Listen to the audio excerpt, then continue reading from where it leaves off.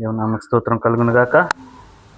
దేవుడు ఇచ్చిన ఈ సమయానికై దేవునికి స్తోత్రం చెల్లించుతున్నాను. ఈ క్షణం కొద్దిసేపు ఇంతసేపు దేవుడు పాటల ద్వారా మనం దేవుని ఆరాధన చేసించున్నాము. విజ్ఞాపన ప్రార్థన ద్వారా దేవుని ఆరాధన చేసించున్నాము. ఈ క్షణము కొద్దిసేపు దేవుని వాక్యం చూసుకొని మనము హల్లెలూయా వాక్యం కొరకు అని చెప్పి ఒక్క నిమిషం ప్రార్థన చేసుకొని వాక్యం చూసుకుందాం. పరిశుద్ధుడా, మహోన్నతుడా, మహిమగల తండ్రి, మీకే వేలాదుల స్తోత్రములు తండ్రి. ప్రభా, ఈ సమయం ముందు రచన మీరు మాకు తోడుగా ఉన్నందుకే మీకే వేలాదుల స్తోత్రం తండ్రి. మీరు మాతో ఉన్నందుకే, మాలో ఉన్నందుకే మీకే వేలాదుల స్థుతుల స్తోత్రములు చెల్లించుకుంటున్నాము తండ్రి. ప్రభా, మా మధ్యలో మీరు ఉన్నందుకే మీకే వేలాదుల స్తోత్రములు తండ్రి. ప్రభా, దేవా, ఈ క్షణం ముందు రజనైనా మీరు మాతో మాట్లాడమని వేడుకుంటున్నాము తండ్రి. వాక్యంలో నుంచి రజనని మీరు మాతో మాట్లాడండి సయ్యా. దయగలిగిన తండ్రి, మాకు ఏమి మా రజనైనా వాక్యం కావాలో నీవు ఎరిగిన దేవుడు దయగలిగిన తండ్రి. ప్రభా, ఆ వాక్యం ద్వారా మీరు మాతో మాట్లాడండి ప్రభా. ఆ వాక్యాన్ని అర్థం చేసుకుంటే మాకు సహాయం చేయండి ప్రభా. రజనైనా విత్తుతున్న వాక్యం దుష్టుడు ఎత్తుకొని వెళ్లకుండా ప్రభా, రజనైనా నీవే కంచెవేమని మీ సన్నిధానంలో వేడుకుంటున్నాం తండ్రి. స్తోత్రం తండ్రి. విత్తుతున్న వాక్యం తండ్రి మంచి నేలలో పడి రజనైనా అది ఫలించినట్లుగా రజనని మీరే దీవించమని మీ సన్నిధానంలో వేడుకుంటూ తండ్రి చిన్న ప్రార్థన మీ చేతికి అప్పచెప్పుకుంటూ యేసుక్రీస్తు నామమున అడిగి వేడుకుంటున్నాము తండ్రి. ఆమేన్, ఆమేన్. దేవుని నామ స్తోత్రం కలుగును గాక. చదువుకుందాం, వాక్యం చదువుకుందాం. మత్తయి సువార్త 6:33 చదువుకుందాం. మత్తయి సువార్త 6:33 మనం చదువుకున్నట్లయితే, కాబట్టి మీరు ఆయన రాజ్యమును నీతిని మొదట వెదుకుడి, అప్పుడు అవన్నీ మీకు అనుగ్రహింపబడును. ఇక్కడ ఏం చెప్తున్నట్టున్నాడు అంటే దేవాది దేవుడు మొదటిగా దేవుని రాజ్యమును, దేవుని నీతిని మొదటిగా వెతకాలంట. దాని తర్వాత అప్పుడు అవన్నీ మీకు అనుగ్రహింపబడును అని చెప్పి ఇక్కడ వాక్యంలో ఉందన్నమాట. అవన్నీ మీకు అనుగ్రహింపబడును అంటే దేని గురించి అని చెప్తా ఉన్నాడు ఇక్కడ యేసుక్రీస్తు ప్రభు. ఈ వాక్యం చెప్తున్నాడు, ఈ మాట చెప్తున్నది ఎవరంటే మన ప్రభు అయిన యేసుక్రీస్తు ప్రభు వింటున్నాడు అన్నమాట. ఈ మాటని ఇక్కడ ఎందుకు చెప్తుంటున్నాడు? మొదటిగా మీరు దేవుని నీతిని, దేవుని రాజ్యమును వెతకండి, అప్పుడు అవన్నీ మీకు అనుగ్రహింపబడతాయి అని చెప్పి ఇక్కడ తెలియపరుస్తా ఉన్నాడు అనమాట. ఏం తెలియపరుస్తాడు, ఎందుకు ఇక్కడ ఈ మాటని తెలియపరుస్తూ ఉన్నాడు అంటే 31వ అధ్యాయం మనం చదివినట్లయితే మనకు తెలుస్తుంది. అక్కడ 31వ అధ్యాయం చదవండి. హల్లెలూయా. ఏమి తిందుమో, కాబట్టి ఏమి తిందుమా, ఏమి త్రాగుదుమో, ఏమి ధరించుకుందుమో అని చింతించకుడి. అన్యజనులు వీటన్నిటి విషయమే విచారించుదురు. ఇవన్నీ మీకు కావాలనని మీ పరలోకపు తండ్రికి తెలియను. ఇక్కడ ఏం వెతుకుతున్నారంట అందరూ? ఏమి తిందామా, ఏమి తాగుదామా, ఏమి ధరించుకుందామా అని చెప్పి అందరూ ఏం చేస్తా ఉన్నాడు? విచారణ చేస్తూ ఉన్నారు. అందరు ఆలోచన చేస్తూ ఉన్నారు అనమాట. ఏం తిందామా, ఏం తాగుదామా, ఏం ధరించుకుందామా, లేకపోతే నా జీవితం ఏంటి, లేదా నా బ్రతికేంది అన్నట్టు వాళ్ళు ఏం చేస్తూ ఉన్నారు అనమాట? ఆలోచన చేస్తూ ఉన్నారు అనమాట. దాని గురించే చింత చేస్తూ ఉన్నారు, దాని గురించే బాధపడుతున్నారు, దాని గురించి ఏం చేస్తున్నారు? జీవితంలో పోరాటం చేస్తూ ఉన్నారు అనమాట. కానీ ఇక్కడ యేసుక్రీస్తు ప్రభు ఏమంటున్నాడంటే 32వ వచనంలో ఏమంటున్నాడంటే, ఇవన్నీ మీకు కావాలని మీ పరలోకపు తండ్రికి ముందుగానే తెలుసంట. ఇవన్నీ మీకు కావాలని పరలోకపు తండ్రికి ముందుగానే తెలుసంట. మీరు చేయవలసినది ఏంటి కేవలం అంటే దేవుని నీతిని, ఆయన రాజ్యంని వెతకాలంట. మీరు ఎప్పుడైతే ఆ దేవుని నీతిని, ఆయన రాజ్యంని మీరు వెతుకుతూ ఉంటారో ఇవన్నీ ఆటోమేటిక్గా మన కోసం అన్నీ జరిగిపోతూ ఉంటాయి అనమాట. ఎందుకంటే ఆ తండ్రికి తెలుసు మనకి ఎప్పుడేం కావాలో అని. తండ్రికి తెలుసు మనకు ఆకలి ఎప్పుడవుతుందని చెప్పి, తండ్రికి తెలుసు మనకి ఏమి ఆశలు పుడతాయని చెప్పి, తండ్రికి తెలుసు మనకి ఏమి కోరికలు పుడతాయని చెప్పి, తండ్రికి తెలుసు మనకు రేపు ఏం అవసరం ఉందో అని చెప్పి, తండ్రికి తెలుసు మనకు ఏం అవసరతలు ఉన్నాయో, ఏం కావాలి, మనకు నిత్యావసరాలు, మనకు ఎమర్జెన్సీకైనా కానీ దేనికైనా కానీ ఏమి కావాలో అన్న సంగతి తండ్రికి తెలుసా అన్నమాట. కాబట్టి తండ్రి ఇవన్నీ చూసుకుంటాడు, ఇవన్నీ మీకు అనుగ్రహిస్తాడు. కానీ మీరు దాని గురించి చింత చేయకండి. కానీ మీరు చింత చేయాల్సింది దానికోసము, మీరు తవక పడాల్సింది దానికోసం అంటే మీరు రాజ్యం కోసము, దేవుని రాజ్యం కోసము, దేవుని నీతి కోసము మీరు ఇక్కడ ఏమంటున్నాడు, ఇక్కడ వెతుకుడి అని చెప్పి, మొదటిగా వెతుకుడి అని చెప్పి చెప్తున్నాడు అంటారు. మన జీవితంలో మనకు కావాల్సిన అన్ని దేవుడు ఇస్తాడు, ఖచ్చితంగా దేవుడు ఇస్తాడు. ఎందుకంటే ఆయన మన పరలోకపు తండ్రి అంటున్నాడు, గొప్ప దేవుడు అంటున్నాడు అనమాట. మనకి ఇంకా ఆలోచనలకు, మన మనస్సులోకి ఆ తలంపులు రాక మునిపి ఆయన సమస్తమును ఎరిగిన దేవుడు.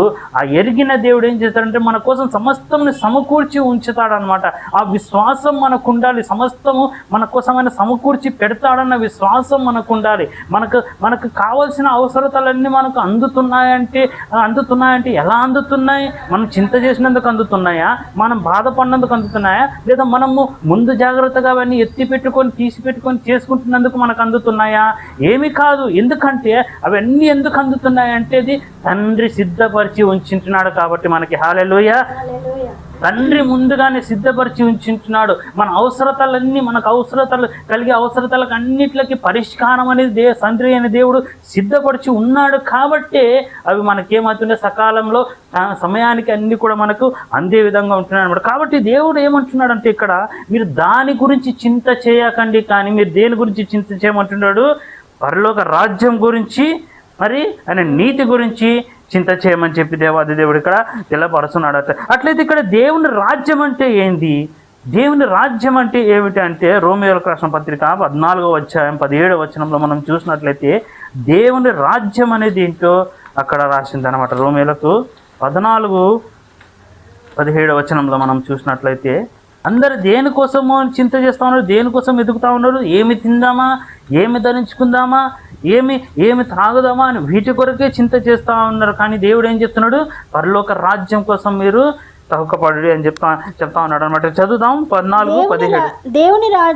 దేవుని రాజ్యము భోజనమును పానమును కాదు కానీ నీతియు సమాధానమును పరిశుద్ధాత్మయందలి ఆనందమునై ఉన్నది. దేవుని రాజ్యం ఏంటంటే ఇక్కడ భోజనం కాదు, పానము కాదు, లేదా మన జీవితంలో మన చింతపడే ఏ విషయాలు కూడా కాదు. కానీ దేవుని రాజ్యం ఏంటంటే ఇక్కడ నీతియు సమాధానము పరిశుద్ధాత్మయందలి ఆనందమునై ఉంటున్నాయంట. మన జీవితంలో మనం దేని గురించి చింత చేస్తున్నాం? మన జీవితంలో మనం దేని గురించి మనం బాధపడుతున్నాం? మన జీవితంలో మనం దేవుని గురించి దిగులు పడతా ఉన్నాము. మన దినదినం జరిగే విషయాల గురించా, లేకపోతే రేపటి గురించా, లేకపోతే భవిష్యత్తు గురించి మనము చింత చేస్తూ ఉన్నామా? ఈ లోకంలో జరిగే ఏ విషయాల గురించి కానీ మనం చింత చేయని అవసరం లేదు. కానీ మనం చింత చేయాల్సినది ఏంటంటే మనము దేవుని రాజ్యంలో మనం చేరాలని చెప్పి, దేవుని నీతిని మనము అనుసరించి నడుచుకోవాలని చెప్పి, మనము దేవుని సమాధానం పొందుకోవాలని చెప్పి, మన శుద్ధాత్మలో మనం ఎల్లప్పుడూ ఆనందిస్తూ ఉండాలని చెప్పి దేవుని చిత్తం అంటున్నది అనమాట. ఇక్కడ మనం దేని గురించి చింత చేయని అవసరం లేదనమాట. మీకు ఏమన్నా చింతలు ఉన్నట్లయితే అవి ఏమంటున్నాడంటే 1 పేతురు 5:7 ఏమంటున్నాడంటే మీ చింత యావత్తు నా మీద వేయుడు అని అంటున్నాడు అనమాట. హల్లెలూయా. 1 పేతురు 5:7 చదువుదాం. ఆయన మిమ్మును గూర్చి చింతించుతున్నాడు గనుక మీ చింత యావత్తు ఆయన మీద వేయుడి. అంట. మీ జీవితంలో ఏమి జరగాలో, ఏమి కావాలో, మీ జీవితంలో కావాల్సిన ప్రతి ఒక్క దాని గురించి మీరు చింత చేయకండి. కానీ మీ చింత యావత్తు తీసుకొని వెళ్ళి దేవుని సన్నిధానంలో పెట్టినట్లయితే ఆయన మిమ్మల్ని చూసుకుంటాడు అనమాట. ఆయన మీకు అనుగ్రహించనిదే మన జీవితంలో ఏది కూడా జరగదు. మనం ఎంతగా దేని గురించి ప్రాకులాడినా కూడా, ఎంతగా దేవుని గురించి కష్టపడినా కూడా, ఎంతగా దేని గురించి మనము పోరాడినా కూడా మనకి ఏది కూడా కలగదు. కానీ దేవుడు సిద్ధపరిచి ఉంచితేనే అది మనకు కలిగేదిగా ఉంటుంది అనమాట. దేవుడు అనుగ్రహిస్తేనే అది మనకు కలిగేదిగా ఉంటుంది అనమాట. మనము పోరాడి, మనము కొట్లాడి, లేదా మనము ప్రయాసపడి చెమటలు కార్చి మనము ఆరోగ్యం చెడగొట్టుకొని మనము ప్రయాసపడితే మనకు కలిగేది ఏది కూడా లేదు. కానీ దేవుడు అనుగ్రహిస్తేనే మనకు ఆ కార్యంలో ఏమైతే జరుగుతాయి అనమాట. కాబట్టి ఇక్కడ యేసుక్రీస్తు ప్రభు ఏమంటున్నాడు అంటే దేని గురించి మీరు చింత చేయకండి, కానీ సమస్తం ఏం చేయమంటున్నాడు? ఆయన మీద వేయండి, ఆయన చూసుకుంటాడు అంటున్నాడు అనమాట. దేవాది దేవుడు ఆయన మీద వేయండి, ఆయన చూసుకుంటాడు అంటున్నాడు అనమాట. కానీ ఇక్కడ మనం ఏం చూసుకుందామంటే దేవుని రాజ్యం అంటే ఏందంట? ఇక్కడ నీతియు సమాధానము పరిశుద్ధాత్మందలి ఆనందమునై ఉన్నది అని చెప్పింటున్నాడు కదా. కానీ మనం ఇప్పుడు సమాధానం అనే మాట గురించి మనం చూసుకుందాం. ఇక్కడ సమాధానం అనే మాట గురించి మనం ఏం చేస్తామంటే ఇక్కడ చూసుకుందాం అనమాట. సమాధానం అంటే ఏంటి? సమాధానం అంటే గొడవలు కొట్లాటలు లేకుండా ఉండడం మాత్రమే కాదు, కానీ సమాధానం అంటే ఏంటి? దేవునితో సరైన సంబంధం కలిగి, దేవునితో సరైన సంబంధంతో ఉద్భవించేది ఏంటది? అది పరిపూర్ణమైన ఒక సంబంధం అనమాట. అది హల్లెలూయా. సంపూర్ణమైన పరిపూర్ణమైన మరి పరిశుద్ధతతో కూడిన ఒక క్రియాశీలక అనమాట. అది హల్లెలూయా. హల్లెలూయా. సమాధానం ఎట్లుంటుందంటే అది దేవునితో సరైన సంబంధం కలిగి ఉన్నట్లయితేనే మనకి ఏముంటుంది? అది సమాధానము ఉంటుంది అనమాట. సరైన సంబంధం కలిగి ఉండాలి దేవునితో. సరైన సంబంధం లేకుంటే మనకు ఆ సమాధానము కలగదు. సమాధానము విషయంలో చూసినట్లయితే 2 రకముల సమాధానాలు ఉంటున్నాయి. మొదటిగా ఏంటంటే లోకానుసారమైన సమాధానము, తాత్కాలికమైన సమాధానము. రెండోదిగా చూసినట్లయితే దైవికమైన సమాధానము, ఆంతర్యకమైన సమాధానము. ఇంకేమంటారు అంటే దాన్ని ఎటర్నల్ సమాధానం అంట. ఎటర్నల్ అంటే ఏంటి? నిత్యముండే సమాధానం. మొదటిది ఏంటిది? లోకానుసారమైన సమాధానము, బాహ్యమైన సమాధానం. అది ఇంకోటి ఏంటి? దాన్ని తాత్కాలికమైన సమాధానం అంటారు అనమాట. ఈ సమాధానం అంటే లోకానుసారమైన సమాధానం గురించి మనం చూసుకుందాము. ఇప్పుడు లోకానుసారమైన సమాధానం ఏంటంటే, ఇప్పుడు ఫర్ ఎగ్జాంపుల్ మనం ఎవరైనా బాధ పెట్టిండ్రు, మనకేమైనా ఏమంటారు, మనం అరచడమో లేదంటే ఏదైనా అనడమో బాధ పెట్టడమో చేసింటారు అనమాట. అప్పుడు మన జీవితంలో మనకేమవుతుంది? సమాధానంను కోల్పోతాం అనమాట. మన జీవితంలో సమాధానం కోల్పోతాం. ఎందుకంటే వాళ్ళు మమ్మల్ని ఈ విధంగా అరిచింటున్నారు, లేదా మమ్మల్ని ఈ విధంగా మా మీద కోపపడినారు అని చెప్పి మన జీవితంలో మనం ఏమవుతాం అనమాట?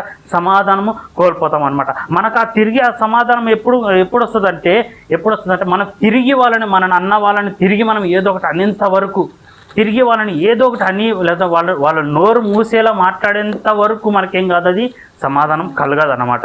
ఈ సమాధానం ఏమవుతుంది? ఇది లోకానుసారమైన సమాధానము. ఈ సమాధానం ఏంటిది? లోకానుసారమైన సమాధానం. ఒకళ్ళు నన్ను బాధ పెట్టిండ్రు, ఒకళ్ళు నన్ను దుఃఖ పెట్టిండ్రు, నన్ను ఏదోలా మాట్లాడిండ్రు, కాబట్టి నేను తిరిగి వాళ్ళతో అదే విధంగా మాట్లాడాలి, వాళ్ళని తిరిగి అదే విధంగా వాళ్ళని బాధ పెట్టాలి, తిరిగి వాళ్ళని అదే విధంగా కుచ్చాలి, అంతవరకు నాకు సమాధానం కలగదు అనడం ఏందది? లోకానుసారమైన సమాధానం అనమాట. రెండోది మనం చూసినట్టయితే, ఇప్పుడు మనకి ఏమైనా వస్తువు కొనాలనిపిస్తుంది, కానీ కొనుక్కోవాల్సినంత ఏముంటుంది? మన కాడ డబ్బులు ఉండి ఉండవు అనమాట. అంత డబ్బులు మన కాడ ఉండి ఉండవు, కానీ మనకు ఎంతగానో ఇష్టమైంటుంది ఆ వస్తువు కొనుక్కోవడానికి, కానీ డబ్బులు లేవు కాబట్టి మన దగ్గర ఏమవుతుంది? సమాధానం పోతుంది అనమాట. మన దగ్గర నాకు ఆ వస్తువు కావాలి అని చెప్పి మనకు లోపల ఒక ఆశ ఉంటుంది. ఆ వస్తువు కొనుక్కోలేనందుకు మన జీవితంలో ఏమవుతుందంటే అక్కడ సమాధానం పోతుంది అనమాట. ఒకటి ఏంటంటే డబ్బులు లేకపోవడమైనా కానీ కారణం, లేదా ఏమైనా కారణం కావచ్చు, కానీ ఆ టైంలో మనకేమవుతుంది అనమాట? ఆ సమాధానమును మనము కోల్పోయే విధానంగా ఉంటున్నాం అనమాట. మనకు తిరిగి ఆ సమాధానం ఎప్పుడు వస్తుందంటే, మనం అప్పులు చేసి ఆ వస్తువు కొనుక్కున్నప్పుడైనా కానీ, లేదా మనం డబ్బులు జమ చేసి ఆ వస్తువు కొనుక్కున్నప్పుడైనా కానీ సమాధానం కలుగుతుంది. కానీ ఆ సమాధానం ఎంతసేపు ఉంటుంది? క్షణికం మాత్రమే అనమాట. కొనుక్కున్న రోజు వరకే ఉంటుంది, లేదా 2 రోజుల వరకే ఉంటుంది. తర్వాత ఏమవుతుంది? అది పోతుంది అనమాట. దీన్ని ఏమంటారు అంటే, దీని కూడా ఏంది? లోకానుసారమైన సమాధానం, తాత్కాలికమైన సమాధానం అనమాట. అప్పటికప్పుడే వచ్చేది, అప్పటికప్పుడే పోయేది సమాధానం అనమాట. ఇది లోకానుసారమైన సమాధానం. ఇంకొక ఎగ్జాంపుల్ మనం చూసినట్టయితే, ఫర్ ఎగ్జాంపుల్ మనం ఏమన్నా కరెక్షన్ చేయాలని చూసిండ్రు, మనం మనం ఏమైనా చేసే ప్రవర్తన అయినా కానీ, మనం మాట్లాడే మాటలైనా కానీ ఎవరికైనా పెద్దలకైనా కానీ ఎవరికైనా నచ్చనప్పుడు వాళ్ళు ఏం చేస్తారు? మనం కరెక్షన్ చేయాలని చూస్తారు అనమాట. కరెక్షన్ చేయాలని చూసినప్పుడు మనకేమవుతుంది? వెంటనే కోపం వస్తుంది, ఫ్రస్ట్రేషన్ అవుతాము. నువ్వేంది నాకు చెప్పేది అన్నంతగా కోపం వస్తుంది, ఫ్రస్ట్రేషన్ వస్తుంది. ఆ టైంలో మనకేమవుతుంది అంటే, మనలో ఉన్న సమాధానమును కోల్పోతాం అనమాట. వాళ్ళు నాకు ఇలా చెప్పిండ్రు, నాకు ఎందుకు చెప్పాలి, వాళ్ళు అసలు నాతో ఇలా మాట్లాడారు, నాతో ఇలా ఎందుకు మాట్లాడాలి, వాళ్ళు అసలు వాళ్ళకి ఏం అధికారం ఉంది నాతో ఇలా మాట్లాడడానికి, ఏమి ఉంది నాకు ఇలా చెప్పడానికి అని చెప్పి కోపము, ఫ్రస్ట్రేషన్ వస్తుంది అనమాట. ఆ టైంలో మనం ఏం చేస్తామంటే వాళ్ళని ఏదో ఒక మాట అనేసేయాలన్నమాట. వాళ్ళని మనకు చెప్పినందుకు, మనకు మంచి చెప్పినందుకు తిరిగి వాళ్ళని ఏదో ఒక మాట అనేసి వాళ్ళ నోరు మూసేంత వారు వాళ్ళ నోరు మూసేసి చెప్పడం కంటే గమ్మునుండడం బెస్ట్ రానైనా వాళ్ళకి అనిపించే విధానంగా మనం ప్రవర్తించేసి వాళ్ళని సైలెంట్ చేసేంత వరకు మన జీవితంలో ఏముండదు, సమాధానం ఉండదు అనమాట. ఆ విధంగా చేసినప్పుడు మనకు కొంచెం సమాధానం కలిగేదిగా ఉంటుందన్నమాట. ఈ సమాధానంలో ఏంటంటే తాత్కాలికమైన సమాధానంలో టెంపరరీ సమాధానంలో లోకానుసరమైన సమాధానం. ఇటువంటి సమాధానాలన్నీ ఏమైతాయంటే అలా రావడము, అలా వచ్చి అలా పోవడము, అలా వచ్చి అలా పోవడము, అలా వచ్చి అలా పోవడం. కష్టం కలగగానే సమాధానం పోగొట్టుకోవడం, ఆ కష్టం తీరగానే సమాధానం కలగడము. మనకేమైనా ఇబ్బందులు వచ్చినప్పుడు సమాధానం కోల్పోతాం, మనకి ఇబ్బందులు తీరినప్పుడు ఆ సమాధానం మళ్ళీ తిరిగి వస్తుంది అనమాట. ఈ విధంగా వచ్చిపోయేది ఏది అదేంటిదంటే లోకానుసరమైన సమాధానము, తాత్కాలికమైన సమాధానం అనమాట. వచ్చిపోయేది క్షణికం మాత్రానికి వచ్చేది మళ్ళీ పోయేది, క్షణికం మాత్రానికి వచ్చేది మళ్ళీ పోయేది. అదేమంటారంటే తాత్కాలికమైన సమాధానం అనమాట. ఇప్పుడు ఇంకొక సమాధానం గురించి మనం చూద్దాము. అది దైవికమైన సమాధానము, అంతరంగంలో ఉండే సమాధానం. అది ఎటర్నల్ సమాధానం. ఎటర్నల్ అంటే ఏంది? నిత్యము మనతో ఉండే సమాధానం అనమాట. ఈ సమాధానం ఏమంటారంటే ఇది దైవికంగా మనకు దేవుడు అనుగ్రహించే ఒక దైవికమైన సమాధానం అనమాట. ఇది ఒక దైవిక వరము. యాక్చువల్ చెప్పాలంటే దైవిక వరము. ఈ సమాధానం అనేది, దైవికమైన సమాధానం అనేది ఏంటంటే అది దైవికమైన వరం అనమాట. దైవికమైన వరము. దీన్ని ఏమంటారంటే దేవుని శాంతి అని చెప్పి పిలుస్తారు అనమాట. దేవుని శాంతి అని చెప్పి పిలుస్తారు. ఇది ఎలా ఉంటుందంటే మన అంతరంగ స్థితిలో మన అంతరంగాన్ని భద్రపరుస్తుంది, మన అంతరంగ స్థితిని భద్రపరుస్తుంది. అదేవిధంగా మన అంతరంగ స్థితిని భద్రపరుస్తుంది. మనము ఆలోచించే విధానం బాగు చేస్తుంది. మరి వ్యర్థమైన వాటి గురించి మనం భయపడకుండా, వ్యర్థమైన వాటి గురించి మనం చింత చేయకుండా ఇది సమాధానం మనం ఏం చేస్తుందంటే కాపాడే విధానంగా ఉందన్నమాట. దైవికమైన సమాధానం అనమాట. ఈ దైవికమైన సమాధానము అనేది మనతో ఏముందంటే దేవుని రాజ్యంతో పాటు కనెక్ట్ అయి ఉండే సమాధానం అనమాట. ఇది హల్లెలూయా. దేవుని రాజ్యంతో కనెక్ట్ అయి ఉండే సమాధానం అనమాట. ఆ దేవుని రాజ్యానికి రాజు ఎవరంటే మన ప్రభు అయిన యేసుక్రీస్తు ప్రభు. హల్లెలూయా, హల్లెలూయా. దేవుని రాజ్యానికి కనెక్ట్ అయి ఉండే సమాధానము. ఆ దేవుని రాజ్యానికి రాజు ఎవరంటే మన ప్రభు అయిన యేసుక్రీస్తు ప్రభు. హల్లెలూయా. ఆ ప్రభు అయిన యేసు అనేకమైన పేర్లు ఉన్నాయి. ఆ పేర్లలో ఒక పేరు ఏంటంటే సమాధానకర్తయగు అధిపతి అని ఉంది. హల్లెలూయా. యెషయా గ్రంథం యెషయా 9:6 మనం చూసినట్లయితే యేసుక్రీస్తుకు ఒక పేరు ఉంది. అనేక పేర్లు ఉండే అక్కడ. అనేక పేర్లలో ఒక పేరు ఏంది? సమాధానకర్తయగు అధిపతి అని చెప్పి. సమాధానానికే దాని మీదనే రాజు అన్నమాట యేసుక్రీస్తు ప్రభు. హల్లెలూయా. చదువుదామా? ఏలయనగా మనకు శిశువు పుట్టెను, మనకు కుమారుడు అనుగ్రహింపబడెను, ఆయన భుజము మీద రాజ్యభారముండును. ఆశ్చర్యకరుడు, ఆలోచనకర్త, బలవంతుడైన దేవుడు, నిత్యుడగు తండ్రి, సమాధానకర్తయగు అధిపతి అని అతనికి పేరు పెట్టబడెను. సమాధానకర్తయగు అధిపతి అని అతనికి పేరు పెట్టెను. ఏమేం పేర్లు అంట?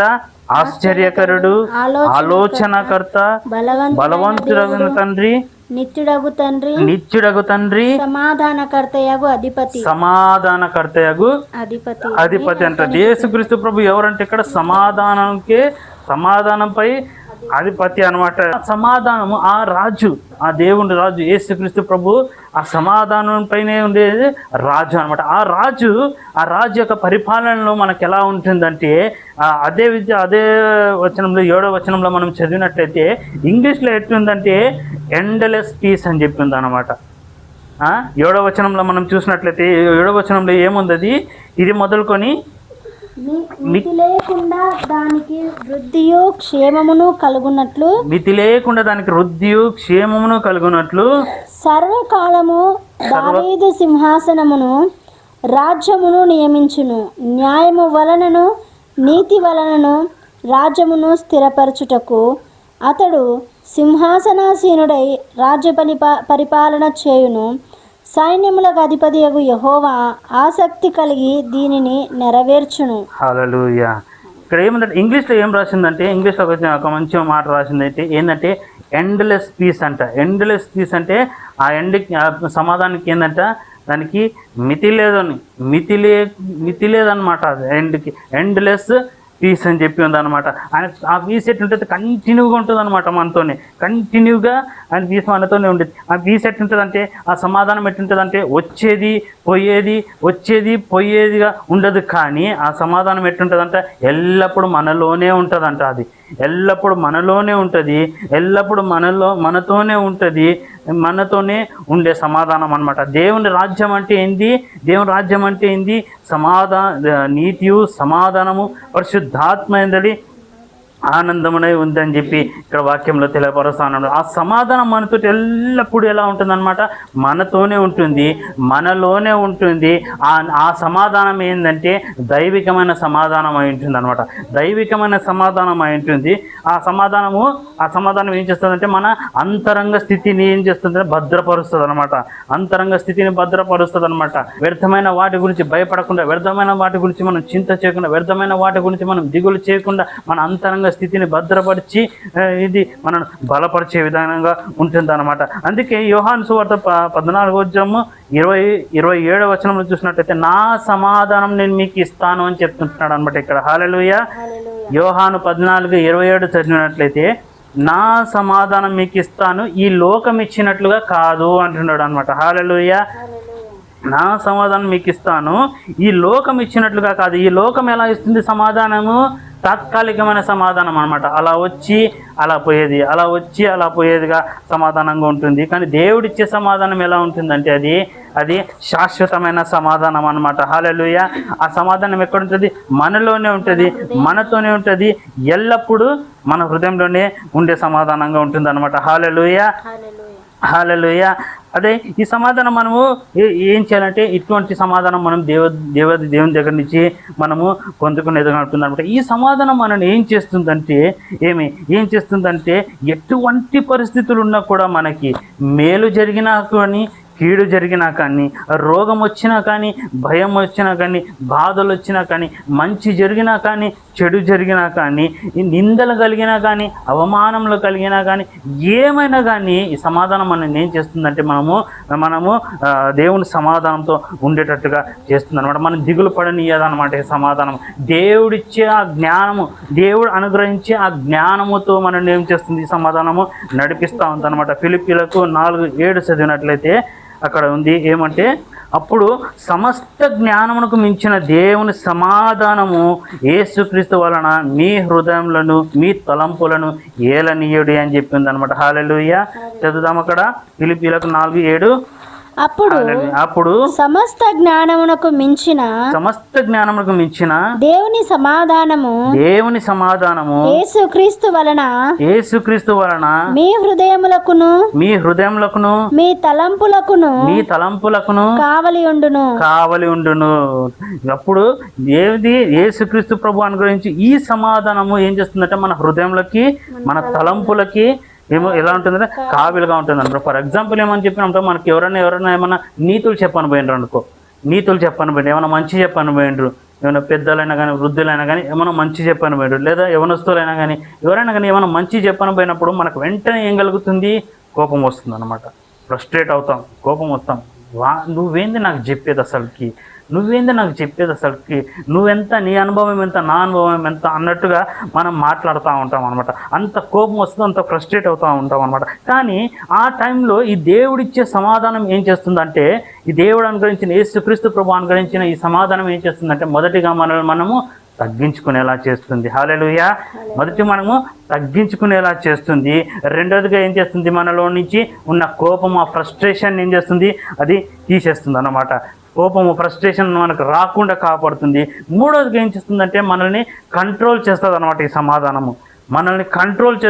ఈ సమాధానము కంట్రోల్ చేసినప్పుడు అప్పుడు మనం ఆలోచిస్తాం ఏంటంటే, వాళ్ళు చెప్తున్న మాటలో ఒకవేళ నిజాలేమని ఉన్నట్లయితే, నేను ఏమైనా మార్చుకోవాల్సినది నిజమే అయితే నేను మార్చుకుంటా. నేను మార్చుకోవాల్సిన నిజమైతే నేను మార్చుకుంటా. అది మార్చుకోవడానికి దేవుడు నాకు ఇచ్చిన ఈ అవకాశం బట్టి నేను దేవుని స్తుతిస్తా అని చెప్పి అప్పుడు నువ్వు ఆలోచిస్తావు అనమాట. ఎందుకు దేవుడిచ్చిన సమాధానం అంట. యేసుక్రీస్తు ప్రభు జ్ఞానము మనకు ఇచ్చిన సమాధానం అనమాట. అది హల్లెలూయా. దైవికమైన జ్ఞానము మనకి ఇచ్చిన సమాధానం, మనకు తలంపులకు మన హృదయాలకు ఇచ్చిన ఆ సమాధానం ద్వారా మనం ఏం చేస్తామంటే, అవునా ఉందైతే నేను కరెక్షన్ చేసుకుంటా. ఒకవేళ నేను సరిగానే ఉన్నాను, నేను బాగానే ఉన్నాను, కానీ వాళ్ళు నా మీద కావాలని నిందలు వేస్తున్నారు, కావాలని నా మీద వ్యతిరేకమైన మాటలు చెప్తున్నారు, నిందలు వేస్తున్నారు అన్నప్పుడు కూడా మన సమాధానం మనలోనే ఉంటుంది. కానీ మనం వెళ్ళి ఏం చేయాలంట, దేవుని సన్నిధానంలో ప్రార్థన చేసుకోవాలంట. ప్రభువా నీ సన్నిధానంలో నేను ప్రార్థన చేసుకుంటున్నా, నా మీద ఈ విధంగా అన్యాయంగా నా మీద నిందలు వేస్తున్నారు, అన్యాయంగా నా మీద మాటలు పలుకుతున్నారు అని చెప్పి దేవుని సన్నిధానంలో ప్రార్థన చేసుకున్నట్లయితే ఆ సమస్య ఏముంది దేవుడు చూసుకుంటాడు. కానీ నీ సమాధానం ఏడుంటుంది, నీలోనే ఉంటుంది అనమాట. హల్లెలూయా. నీ సమాధానం నీలోనే ఉంటుంది అనమాట. అందుకనే సమస్త జ్ఞానానికి మించిన దేవుని జ్ఞానము, దేవుని సమాధానము నీ హృదయంలోని, మీ తలంపులని ఏలనీయుడి అని చెప్పింది అనమాట. హల్లెలూయా.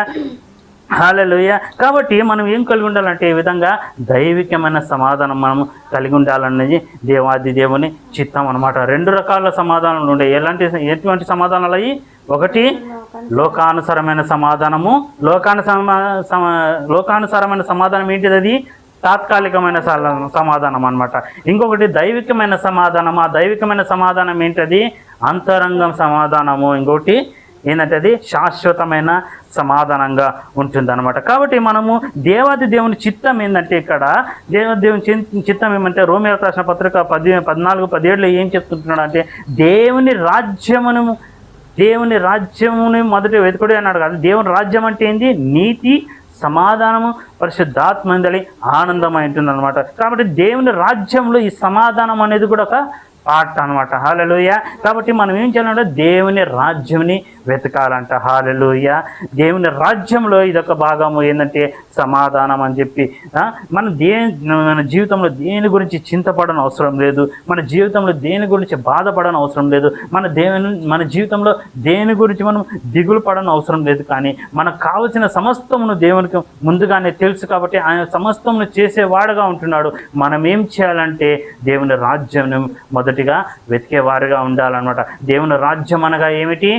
నీతియు, సమాధానము, పరిశుద్ధాత్మయందలి ఆనందమై ఉంటుంది అనమాట. ఆ సమాధానము దైవికమైన సమాధానము, దేవుడిచ్చే సమాధానం. యేసుక్రీస్తు ప్రభుని ఎవరైతే సొంత రక్షకునిగా అంగీకరిస్తారో, యేసుక్రీస్తు ప్రభుని ఎవరైతే సొంత రక్షకునిగా అంగీకరించి తమ జీవితాన్ని దేవునికి అప్పచెప్పుకుంటారో, యేసుక్రీస్తు ప్రభు ఇచ్చే ఒక గొప్ప వరం ఏంటంటే సమాధానం. అది హల్లెలూయా.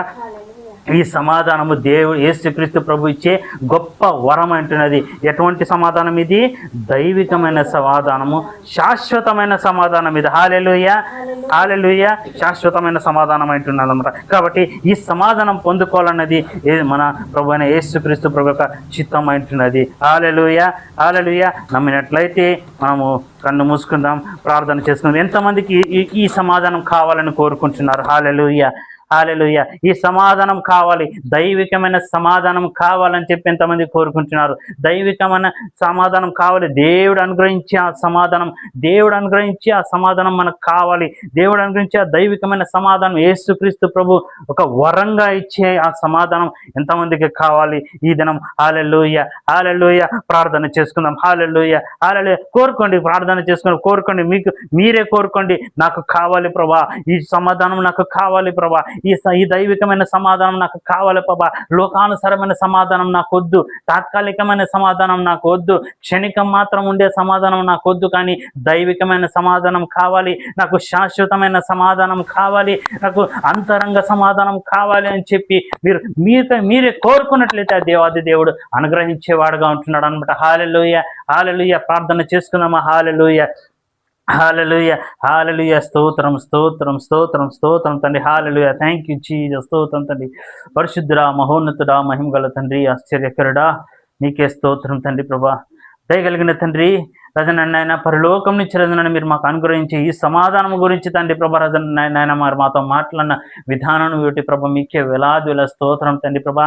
ఈ దైవికమైన సమాధానం కావాలని ఎంతమంది అయితే కోరుకుంటున్నారో దయగలిగిన తండ్రి దేవరజన వారి మనస్సుల వంక నీవు చూడమని వేడుకుంటున్నాము తండ్రి. వారి హృదయాల వంక నీవు చూడమని వేడుకుంటున్నాను తండ్రి ప్రభా. అవును తండ్రి, అపవాదైన సాతాను తండ్రి మభ్యపరిచి మోసపొచ్చి దేవయ్య తాత్కాలికమైన సమాధానాల వైపు, తాత్కాలికమైన ఆనందముల వైపు, తాత్కాలికమైన రజనైనా ఆ స్థితి వైపు తండ్రి వారి మనస్సులు తిరిపేసి దయగలిగిన తండ్రి రజన వాడు ఆనంద పొందుతున్నాడు దయగలిగిన తండ్రి ప్రభా రజనైనా ప్రభా రజన. కానీ నీవిచ్చే సమాధానం అది శాశ్వతమైన సమాధానంగా ఉంటుంది దేవా.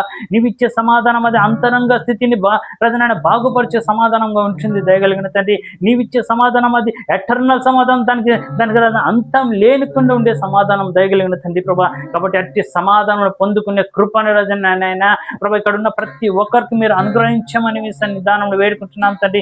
ఎవరెవరైతే రజనైనా ఈ విషయాన్ని గురించి మీ సన్నిధానం ప్రార్థన చేసుకుంటున్నారో, ఎవరెవరి గురించి అయితే తండ్రి ప్రభా రజనైనా ఈ సమాధానం గురించి ప్రార్థన చేస్తూ ఉన్నారో దయగలిగిన తండ్రి రజనైనా వారందరికీ ప్రభా నజరేయుడైన యేసుక్రీస్తు పరిశుద్ధమైన నామములో ఈ దైవికమైన సమాధానాన్ని రజనైనా అనుగ్రహించమని మీ సన్నిధానంలో వేడుకుంటున్నాము తండ్రి. యేసుక్రీస్తు నామములో వారి రజనైనా తలంపులకి, వారి హృదయాలకి ఈ సమాధానం కలుగునుగాక. మీకే స్తోత్రం తండ్రి ప్రభా రజనైనా ప్రభా. ఇది మొదలుకొని దేవాయస రజనైనా ప్రభా రజనైనా మీ రజనైనా సమాధానం వాళ్ళ జీవితంలో ఏలుబడి చేయనుగాక. మీకే స్తోత్రం తండ్రి. హల్లెలూయా. పరిశుద్ధరా మీకే స్తోత్రం తండ్రి ప్రభా.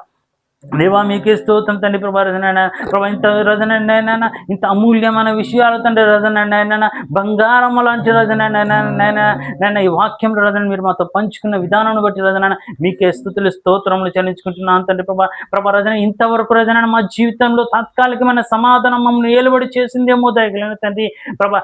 ఇది మొదలుకొని రజనైనా శాశ్వతమైన సమాధానం మా హృదయంలో నిండి ఉండునుగాక. హల్లెలూయా. స్తోత్రం తండ్రి. ఇది మొదలుకొని మా మనస్సులలో తండ్రి శాశ్వతమైన సమాధానం నిండి ఉండునుగాక. మీకే స్తోత్రం తండ్రి. మా తలంపులలో శాశ్వతమైన సమాధానం నిండి ఉండునుగాక. మీకే స్తోత్రం తండ్రి ప్రభా. తండ్రి మీకే స్తోత్రం తండ్రి ప్రభా. దేవని ఆ విధంగా చేస్తున్నందుకే మీకే స్తోత్రం తండ్రి ప్రభా.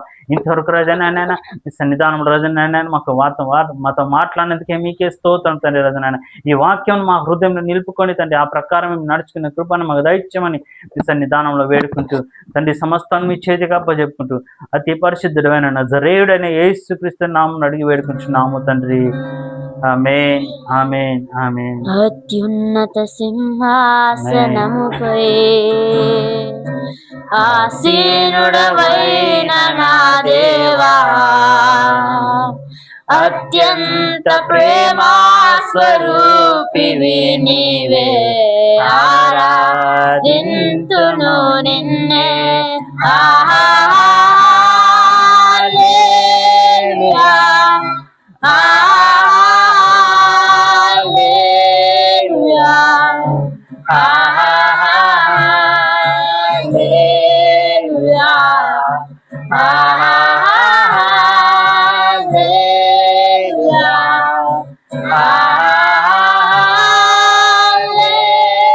హల్లెలూయా హల్లెలూయా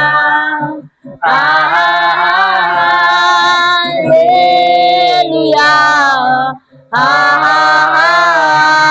ఆమేన్. హల్లెలూయా. స్తోత్రం. Thank you Jesus.